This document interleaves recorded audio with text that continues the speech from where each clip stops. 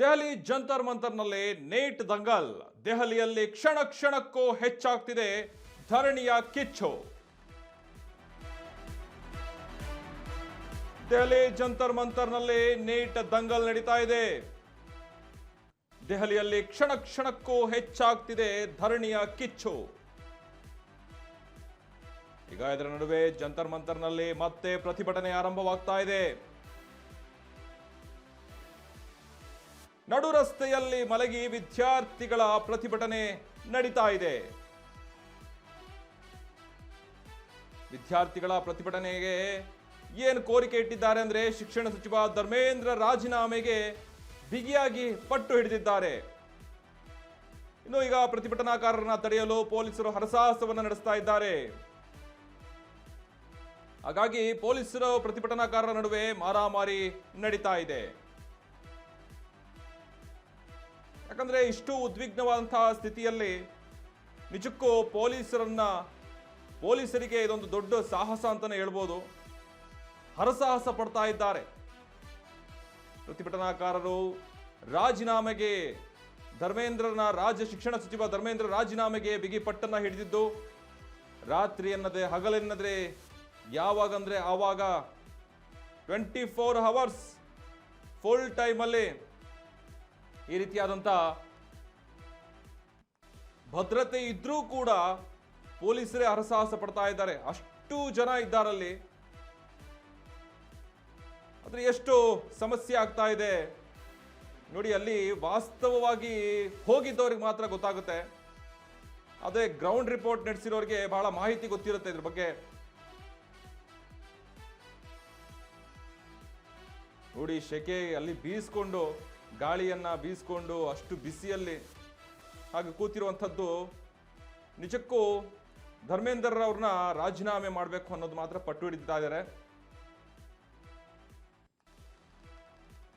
ಹೀಗಾಗಿ ನೀಟ್ ಹಗರಣದ ವಿಚಾರವಾಗಿ ಆಲ್ರೆಡಿ ರಾಹುಲ್ ಗಾಂಧಿ ಆಗಿರ್ಬೋದು, ಕಾಂಗ್ರೆಸ್ನವರು ಧರಣಿಯನ್ನ ಕೂತಿದ್ರು. ಈ ಕಡೆ Gen Z cockroach Janata party CJP ಏನ್ ಮಾಡಿದೆ, ಅದು ತಂಡದವರು ಸೇರ್ಕೊಂಡು ಎಲ್ಲ ಈಗ ಜಂತರ್ ಮಂತರ್ನಲ್ಲಿ ಮತ್ತೆ ದಂಗಲ್ ಶುರು ಮಾಡಿದ್ದಾರೆ. ದೆಹಲಿಯ ಕ್ಷಣ ಕ್ಷಣಕ್ಕೂ ಹೆಚ್ಚಾಗ್ತಾ ಇದೆ ಈ ಧರಣಿಯ ಕಿಚ್ಚು. ಇನ್ನೂ ಹೆಚ್ಚು ಜನ ಭಾಗವಹಿಸ್ತಾ ಇದ್ದಾರೆ. ಬೇರೆ ಬೇರೆ ಊರುಗಳಿಂದ, ಬೇರೆ ಬೇರೆ ರಾಜ್ಯಗಳಿಂದ ಬರ್ತಾ ಇದ್ದಾರೆ. ಎಲ್ಲ ವಿದ್ಯಾರ್ಥಿಗಳು ಇಲ್ಲಿ ಸೇರ್ತಾ ಇದ್ದಾರೆ. ನೀಟ್ ಹಗರಣದಲ್ಲಿ ಯಾರ್ಯಾರು ಮೋಸ ಹೋಗಿದ್ದಾರೆ, ಯಾರಿಗೆ ನ್ಯಾಯ ಬೇಕಿದೆ, ಅವರೆಲ್ಲ ಬಂದು ಈ ಪ್ರತಿಭಟನೆಯಲ್ಲಿ ಪಾಲ್ಗೊಳ್ತಾ ಇದ್ದಾರೆ. ಆದರೆ ನೋಡಿ, ಅಷ್ಟು ನುರಿತ ಪೊಲೀಸರಾಗಿದ್ರು, ಅವ್ರ ಹತ್ರ ಎಲ್ಲ ಶಸ್ತ್ರಾಸ್ತ್ರಗಳಿದ್ರೂ ಕೂಡ ಈ ರೀತಿ ಹೆದರ್ಕೊಂಡು ಓಡ್ತಾ ಇದ್ದಾರೆ. ಅಂದ್ರೆ ದೊಣ್ಣೆಗಳು, ಕೋಲ್ಗಳನ್ನ ಇಟ್ಕೊಂಡು ಕಲ್ಲಲ್ಲಿ ತೂರಾಟ ನಡೆಸ್ತಾ ಈ ರೀತಿಯನ್ನ ಮಾಡ್ತಾ ಇದ್ದಾರೆ. ಇದು ನಿಜಕ್ಕೂ CJP ಅವರೇ ಮಾಡ್ತಾ ಇದ್ದಾರೋ ಅನ್ನೋದು ಅನುಮಾನ ಮೂಡ್ತಾ ಇದೆ. ಯಾಕಂದ್ರೆ ನಾನು ಆಗ್ಲೇ ಹೇಳ್ದ ಹಾಗೆ ಈ ರೀತಿಯಾದಂತಹ ಉದ್ವಿಗ್ನ ಪರಿಸ್ಥಿತಿ ನಿರ್ಮಾಣವಾಗುತ್ತೆ ಅಂತಂದ್ರೆ ಯಾರನ್ನೋ ನೋಡ್ಕೊಂಡು ಮಾಡೋಕೆ ಮಾತ್ರ ಸಾಧ್ಯ. ಅವರಾಗೆ ಸ್ವಂತ ಬುದ್ಧಿಯಿಂದ ಮಾಡ್ಬೇಕಂದ್ರೆ ಒಂದು ನ್ಯಾಯಯುತ ಹೋರಾಟವನ್ನು ಮಾಡಬೇಕಾಗುತ್ತೆ. ಈ ರೀತಿ ಗಲಭೆ ಹೆಚ್ಚಿ ಇಶ್ಯೂ ಮಾಡುವಂಥದ್ದು ಸರಿಯಲ್ಲ.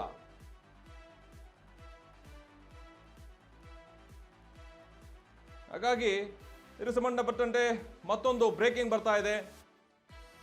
ದೆಹಲಿ ಜಂತರ್ ಮಂತರ್ನಲ್ಲೇ ವಿದ್ಯಾರ್ಥಿಗಳ ಕಿಚ್ಚು ಹೆಚ್ಚಾಗ್ತಾ ಇದೆ. ವಿದ್ಯಾರ್ಥಿಗಳ ಕಿಚ್ಚು ಧರಣಿ ಉದ್ವಿಗ್ನವಾದ ಬೆನ್ನಲ್ಲೇ ಈಗ ಇಂಟರ್ನೆಟ್ ಬಂದ್ ಮಾಡಿ ಜಾಮರ್ಗಳನ್ನ ಅಳವಡಿಸ್ತಾ ಇದ್ದಾರೆ. ಇಂಟರ್ನೆಟ್ ಸೇವೆ ಸ್ಥಗಿತಗೊಳಿಸಿ ಇಂಟರ್ನೆಟ್ ಬಂದ್ ಮಾಡಿ ಯಾರಿಗೋ ಇಂಟರ್ನೆಟ್ ಸಂಪರ್ಕ ಬರ್ದಲೇ ಇರೋ ರೀತಿಯಲ್ಲಿ ಜಾಮರ್ಗಳನ್ನ ನಿರ್ಮಾಣ ಮಾಡ್ತಾ ಇದ್ದಾರೆ. ಈ ಸ್ಥಗಿತಕ್ಕೆ ವಿಪಕ್ಷಗಳು ಕೆಂಡಾಮಂಡಲವಾಗ್ತಾ ಇದ್ದಾರೆ. ದೆಹಲಿಯಲ್ಲಿ 16 ನಿಲ್ದಾಣಗಳಲ್ಲಿ ಮೆಟ್ರೋ ಸೇವೆ ಕೂಡ ಸ್ಥಗಿತಗೊಳಿಸಿದ್ದಾರೆ. ಜನಪಥ್, ರಾಜೀವ್ ಚೌಕ್, ಪಟೇಲ್ ಚೌಕ್ ಮತ್ತು ಈ ಸೆಕ್ರೆಟೇರಿಯೇಟ್ ಸೇರಿದಂತೆ 16 ನಿಲ್ದಾಣಗಳಲ್ಲಿ ತಾತ್ಕಾಲಿಕವಾಗಿ ಬಂದ್ ಅನ್ನ ಮಾಡಿದ್ದಾರೆ.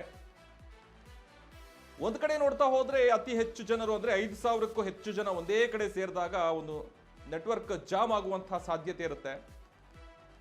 ಹಾಗಾಗಿ ಇಲ್ಲೂ ಕೂಡ ಜಾಮರ್ಗಳನ್ನ ಅಳವಡಿಕೆ ಮಾಡಿರೋದು ಅನ್ನುವಂಥದ್ದು ಮೇಲ್ನೋಟಕ್ಕೆ ಕಾಣಿಸ್ತಾ ಇದೆ. ಯಾಕಂದ್ರೆ ಒಂದು ವಿಚಾರ ಅಲ್ಲಿ ಇಲ್ಲಿ ಸ್ಪ್ರೆಡ್ ಆಗ್ತಾ ಇರುತ್ತೆ. ನೋಡಿ, ನಾನು ಇಲ್ಲಿದ್ದೀನಿ, ಇಲ್ಲಿಗೆ ಬರಪ್ಪ ಅಂತ ಹೇಳಿ ಶೇರ್ ಮಾಡೋದ್ರಿಂದ ಮೆಟ್ರೋ ನಿಲ್ದಾಣ ಕೂಡ ಅವರು ಬಂದ್ ಮಾಡಿದ್ದಾರೆ. ಅಲ್ಲಿ ಹೋಗ್ದಲೇ ಇರೋ ತರ ಜಾಮರ್ಗಳ ಜೊತೆ ಮತ್ತೆ ಇನ್ನಷ್ಟು ಜನ ಬಂದು ಸೇರ್ಕೊಳ್ಳುವಂತ ಸಾಧ್ಯತೆ ಇರೋದ್ರಿಂದಾಗಿ ನೋಡಿ ಆ ದೊಣ್ಣೆಗಳನ್ನ ಹಿಡ್ಕೊಂಡ್ಬಂದು ಪೊಲೀಸರು ಶೀಲ್ಡ್ ಹಿಡ್ಕೊಂಡಿದ್ದಾರೆ. ಆ ಶೀಲ್ಡ್ ಅನ್ನ ನುಗ್ಗಿ ಹೊಡೆಯುವಂಥದ್ದು ಮಾಡ್ತಾ ಇದ್ದಾರೆ. ಏನಕ್ಕೆ ಹೊಡಿತಾ ಇದ್ದಾರೆ ಅಷ್ಟೊಂದು? ಏನಕ್ಕೆ ಆಕ್ರೋಶ? ಯಾಕಿಷ್ಟೊಂದು ವೇಷ ರೋಷ? ನೀಟ್ ಹಗರಣದಲ್ಲಿ ಚೆನ್ನಾಗಿದ್ದವರು ಎಲ್ಲೋ ಇದ್ದಾರೆ, ಅವ್ರನ್ನ ಗುರುತಿಸ್ಬೇಕು, ಅವರಿಗೆ ಶಿಕ್ಷೆ ಆಗ್ಬೇಕು.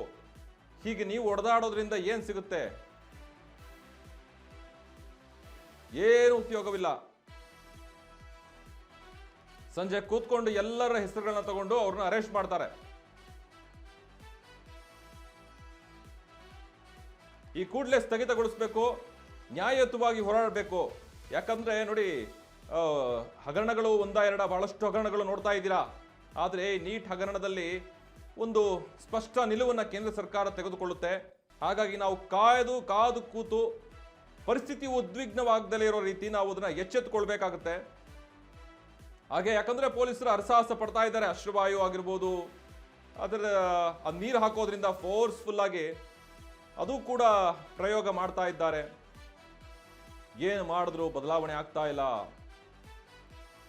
ಒಂದು ಕಡೆ ರಾಹುಲ್ ಗಾಂಧಿ ಹಾಗೂ ಕಾಂಗ್ರೆಸ್ನವರು ಧರಣಿ ಕೂತಿದ್ದಾರೆ, ಇನ್ನೊಂದು ಕಡೆ ಜಂತರ್ ಮಂತರ್ ಬಳಿ ಈಗ ಸಿಜೆಪಿ ಪಾರ್ಟಿಯವರು ಬಹಳ ಹೆಚ್ಚಿನ ಸಂಖ್ಯೆಯಲ್ಲಿ ಸೇರಿಕೊಂಡು ಈ ರೀತಿಯಾದಂಥ ಸ್ಟ್ರೈಕ್ನ ಮಾಡ್ತಾ ಇದ್ದಾರೆ. ಅವರ ಬೇಡಿಕೆಗಳನ್ನು ಇಟ್ಟಿದ್ದಾರೆ. ಶಿಕ್ಷಣ ಸಚಿವ ಧರ್ಮೇಂದ್ರ ರಾಜೀನಾಮೆ ಆಗಬೇಕು ಅಂತ ಹೇಳಿ.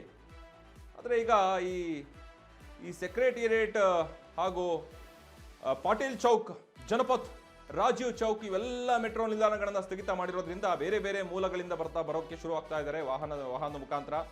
ಆದರೆ ಅವ್ರಿಗೆ ಯಾರಿಗೂ ಮೆಸೇಜ್ ಹೋಗ್ಬಾರ್ದಲ್ವಾ? ಹಾಗಾಗಿ ಜಾಮರ್ಗಳನ್ನ ಬಳಸಿ ಆದಷ್ಟು ಕಮ್ಮಿ ಮಾಡಬೇಕು ಇಲ್ಲಿಗೆ ಬರುವಂಥದ್ದು, ಇಲ್ಲಿ ಏನು ನಡೀತಾ ಇದೆ ಅನ್ನುವಂಥದ್ದು ಸ್ಥಗಿತ ಮಾಡಬೇಕು ಅಂತ ಹೇಳಿ ಪೊಲೀಸರು ಕಟ್ಟುನಿಟ್ಟಿನ ಕ್ರಮಕ್ಕಾಗಿ ಈಗ ಜಾಮರ್ಗಳನ್ನು ಅಳವಡಿಕೆ ಮಾಡಿದ್ದಾರೆ. ಅದ್ರ ಜೊತೆಗೆ ಒಂದೇ ಟವರಲ್ಲಿ ಏನಿಲ್ಲ ಅಂದ್ರೆ ಒಂದು 5,000 ಜನ ಮೊಬೈಲ್ ನೆಟ್ವರ್ಕ್ ಸಿಗುತ್ತೆ. ಅದಾದ್ಮೇಲೆ ಅದು ನೆಟ್ವರ್ಕ್ ಡೌನ್ ಆಗ್ತಾ ಹೋಗುತ್ತೆ.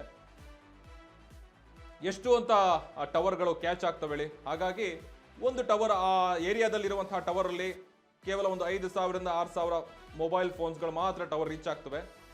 ಹಾಗಾಗಿ ಇದು ಒಂದು ರೀತಿ ಅವರಿಗೆ ವಿಚಾರ ಹೊರಗಡೆ ಹೋಗದೇ ಇರೋ ಹಾಗೆ ಜಾಮರ್ಗಳನ್ನ ಅಳವಡಿಕೆ ಮಾಡ್ತಾ ಇದ್ದಾರೆ. ಯಾಕಂದ್ರೆ ಈಗಲೇ ನೋಡಿ ಇರುವಂತ ಜನಗಳೇ ಈ ರೀತಿಯಾದಂತಹ ರೋಷ ವೇಷಗಳನ್ನ ತೋರಿಸ್ತಾ ಇದ್ದಾರೆ. ನೀಟ್ ಹಗರಣದಲ್ಲಿ ಏನೇ ಅಕ್ರಮವಾಗಿದ್ರು ಅದನ್ನ ಕೂತು ಬಗೆಹರಿಸ್ಕೋಬೇಕು, ಇಲ್ಲ ಅದನ್ನ ಸ್ಪಷ್ಟವಾಗಿ ನ್ಯಾಯಯುತವಾಗಿ ಹೋರಾಡಬೇಕು.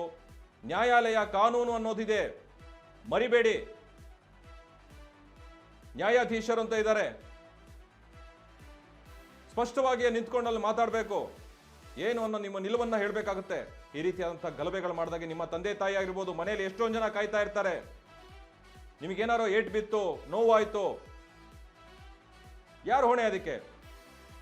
ಪಾಪ ಕುಟುಂಬದವರು ಎಷ್ಟು ಅಳ್ತಾ ಇರ್ತಾರೆ ನಿಮ್ಮನ್ನ ನೆನೆಸ್ಕೊಂಡು, ನನ್ನ ಮಗ ಎಲ್ಲೋ ಹೋಗಿದ್ದಾನೆ, ಬರ್ತಾನೆ ಅಂತ ಹೇಳಿ. ಈ ರೀತಿ ಒದೆ ತಿನ್ಕೊಂಡು ಪೊಲೀಸರ ಕೈಲಿ ಅಶ್ರುವಾಯಲ್ಲಿ ಬಿದ್ದು ಸುಟ್ಟಿ ಕರಕಲಾಗೋ ಬದಲು ದಯವಿಟ್ಟು ನಿಮ್ಮ ಜಾಗದಲ್ಲೇ ಇದ್ದು ಪ್ರತಿಭಟನೆ ನಡೆಸಬೇಕಾಗುತ್ತೆ.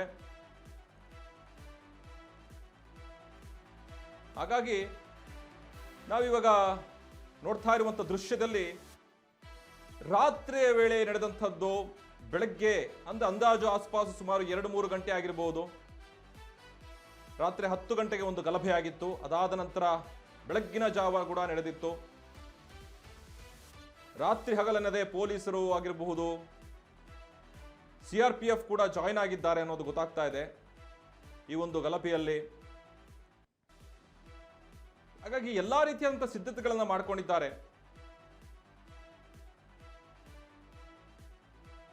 ಸಿಜೆಪಿ ಪಕ್ಷದಿಂದ, ಸಿಜೆಪಿ ಆಗಿರ್ಬೋದು, ಸಿಜೆಪಿ ತಂಡದವರು ಏನಾಗಿದ್ದಾರೆ ಅಂದ್ರೆ ಈಗ ಅದು ಒಂದು ರೀತಿಯಂತಹ ಪಕ್ಷವನ್ನ ನಿರ್ಮಾಣ ಮಾಡಿದ್ದಾರೆ. ನಿಜಕ್ಕೂ ನ್ಯಾಯಯುತ ಹೋರಾಟ ಮಾಡಬೇಕು ಅನ್ನೋದು ಎಲ್ಲರ ನಿಲುವಾಗಿರುತ್ತೆ. ಆ ಸಿಜೆಪಿ ಮುಖ್ಯಸ್ಥನಿಗೂ ಅದು ಸ್ವಲ್ಪ ಅರಿವಾಗ್ತಾ ಇಲ್ವೇನೋ ಅನಿಸ್ತಾ ಇದೆ. ಎಲ್ಲರೂ ನಿಮ್ಮ ಅಣ್ಣ ತಮ್ಮಂದ್ರಪ್ಪ, ಎಲ್ಲರನ್ನೂ ಅನುಸರಿಸ್ಕೊಂಡು ನಿಧಾನಗತಿಯಲ್ಲಿ ಸಾಗಬೇಕಾಗುತ್ತೆ. ಈ ರೀತಿಯಾದಂಥ ಅವರಿಗೂ ಉದ್ವೇಗವನ್ನ ಸೃಷ್ಟಿಸಿ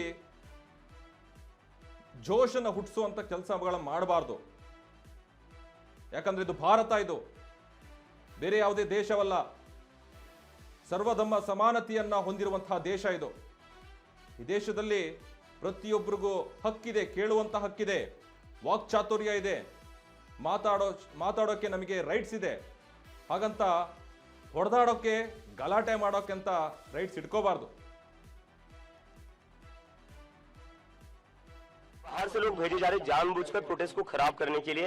हम यहाँ पर 1 महीने से बैठे हुए थे, 1 महीने में ऐसी कोई वारदात नहीं हुई। लेकिन अब क्या हो रहा है, जैसे ये प्रोटेस्ट बड़ा हो गया है तो ये बाहर से गुंडे भेजे जा रहे हैं बीजेपी द्वारा जानबूझकर लोगों को उकसाने के लिए। और यही लोग हैं जो पथराव करे बीजेपी के। पुलिस यहाँ पर पत्थरों के ट्रक लाकर रखती है, बीजेपी के गुंडे आते हैं, वो पत्थरबाजी करते हैं और फिर कॉकरोच जनता पार्टी के लोगों को बदनाम करते हैं। ये बाहर से लोग भेजे जा रहे हैं।